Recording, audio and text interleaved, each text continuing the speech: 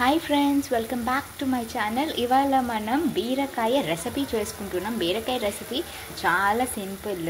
So మనకి కావాల్సిన పదార్థాలు బీరకాయలు, ఉల్లిపాయలు, పచ్చిమిరపకాయలు, కరివేపాకు, ఉప్పు, కారం, పసుపు, తర్వాత వెల్లుల్లి, ఎండుమిర్చి ఇవన్నీ కావాలన్నమాట. సో బీరకాయలను అయితే మెత్తగా ఉండేటట్టు చూసుకోవాలి. మనం కొనుక్కునేటప్పుడు ఒక టిప్ ఏంటంటే బీరకాయని కొంచెం గోరుతో ఒక పక్కన నొక్కితే వెళ్తే కనుక అది స్మూత్గా అది లేత బీరకాయ అని అర్థం అనమాట. లేకపోతే ముదురు బీరకాయలు అయితే మనం తినలేము, కొయ్యలేము కూడా. సో ఇవన్నీ అయితే మంచిగా చూసుకుని తెచ్చుకున్నాను నేను.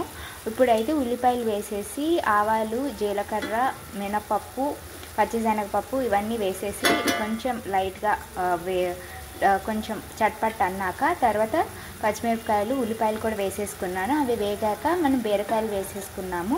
సో ఉప్పు సరిపడా వేసేసాను. ఉల్లిపాయలు వేగేటప్పుడే ఉప్పు వేసేస్తే కొంచెం తొందరగా అయిపోతుంది అన్నమాట ప్రాసెస్. సో అంతే, బీరకాయలు వేసేసిన తర్వాత మనం మూత పెట్టుకోవాలి కంపల్సరీ. మూత పెట్టుకుంటేనే బాగా అవుతుంది అన్నమాట. సో మూత కూడా పెట్టుకోవచ్చు. సో ఇప్పుడు ఏంటంటే ఉప్పు, కారం వేసేసుకొని దించేసుకోవడం, అంతే. మన బీరకాయ రెసిపీ రెడీ. సో మీరు కూడా మంచి మంచి రెసిపీతోటి మీరు కూడా ముందుకు వచ్చేసేయండి. ఈ రెసిపీ ట్రై చేయండి, నాకు కమెంట్ చేయండి, లైక్, షేర్, సబ్స్క్రైబ్ చేయండి. ఇంకొక మంచి మంచి రెసిపీతోటి మళ్ళీ మేము ముందుకు వచ్చేసాను. అంతవరకు ఈ బీరకాయ రెసిపీ చేసుకుంటూ ఉండండి. బాయ్.